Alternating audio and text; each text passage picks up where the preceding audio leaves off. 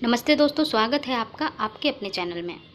आज एक बहुत ही महत्वपूर्ण सूचना लेकर आई हूँ आप लोगों के सामने और ये बहुत ही ज़्यादा महत्वपूर्ण है आप सभी के लिए जो भी शिक्षक भर्ती में हैं, वेटिंग में हैं या सेलेक्टेड कैंडिडेट हैं।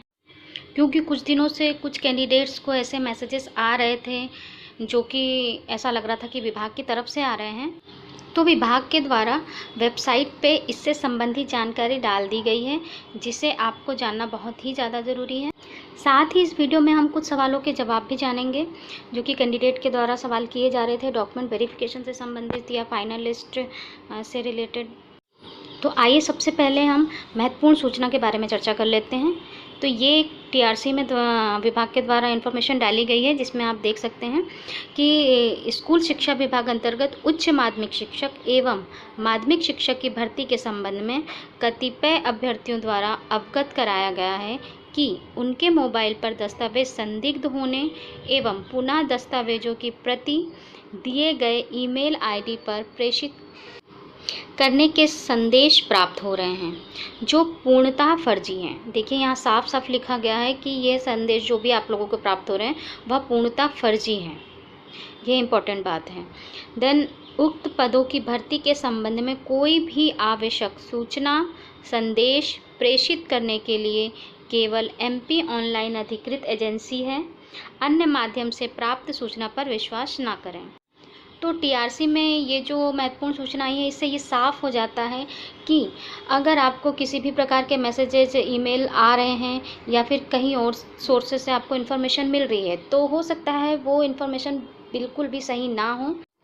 यह जानकारी विभाग स्वयं दे रहा है क्योंकि ऐसी शिकायतें उनके पास आ रही थी कि उन्हें इससे संबंधित मैसेजेस आ रहे हैं। तो कोई भी मैसेजेस वगैरह या कोई भी संदेश, सारी की सारी इन्फॉर्मेशन आपको टीआरसी के वेबसाइट पे ही मिलेगी। तो आप सबसे पहले टीआरसी की वेबसाइट पर देखें, अगर वहाँ जानकारी मिलती है तो ही बस मतलब सही जानकारी है आपके लिए, और बाकी और भी कई जगह से आपको अगर जानकारी मिल रही है तो वो फर्जी हो सकती है।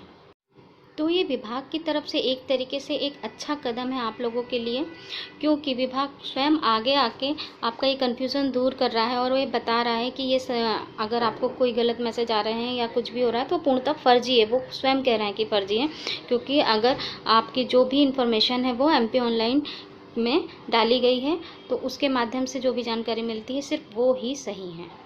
तो आगे से आप लोग बिल्कुल सावधान रहें, सचेत रहें और ऐसे मैसेजेस का बिल्कुल भी विश्वास ना करें। जैसा कि आप सभी को पता होगा कि ट्राइबल विभाग का वर्ग 2 का डॉक्यूमेंट वेरिफिकेशन 15 तारीख से यानी कि 15 जुलाई से शुरू हो रहा है।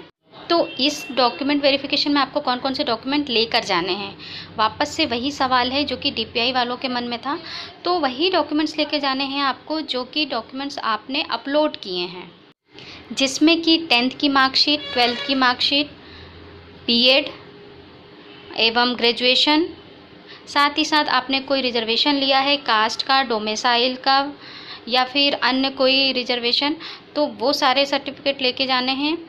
एवं एक बात का ज़रूर ध्यान रखें कि आप सारी सेमेस्टर की मार्कशीट भी ज़रूर लेकर जाएं, फ़ोटोकॉपीज़ के साथ साथ ओरिजिनल ज़रूर लेकर जाएं। कई बार कैंडिडेट ऐसा करते हैं कि ओरिजिनल मार्कशीट सारी नहीं लेके जाते, सिर्फ लास्ट ईयर की लेके जाते हैं, जो कि गलत है। कहीं क्योंकि लगभग सभी सेंटर में सारी मार्कशीट देखी जा रही है, तो इसलिए हर सेमेस्टर की या ईयर की मार्कशीट लेकर जाना ज़रूरी है। साथ ही आप अपना स्कोर कार्ड लेके जाएं, जिसमें आपके मार्क्स दिए हुए हैं, जिसको मार्कशीट बोल सकते हैं, एमपी टेट का स्कोर कार्ड, उसे लेके जाएं। आधार कार्ड अपनी आईडी के लिए लेकर जाएं और फ़ोटोकॉपी कम से कम 3 लेके जाएं। 3 से 4 लेके जा सकते हैं, लेकिन 3 से कम ना लेकर जाएं, क्योंकि कुछ सेंटर में 3 फ़ोटोकॉपी जमा हो रही है। तो आप एक और एक्स्ट्रा रख लेंगे तो ये आपके लिए अच्छा होगा।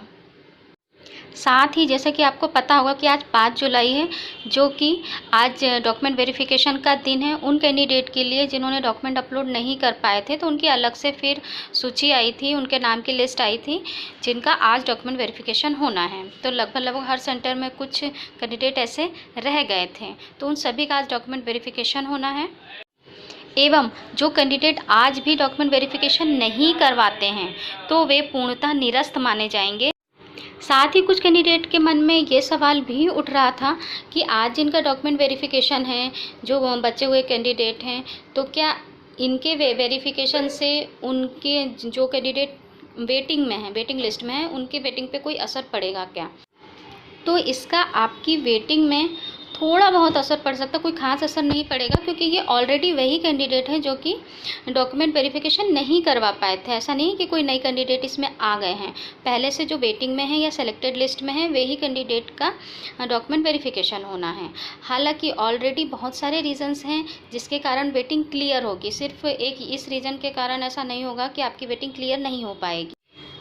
और ये कैंडिडेट बहुत ही कम हैं, हो सकता है वे अभी भी डॉक्यूमेंट वेरिफिकेशन कराने ना आए, मतलब बहुत ही कम कैंडिडेट के चांस हैं कि वे डॉक्यूमेंट वेरिफिकेशन कराने सेंटर में पहुँचें।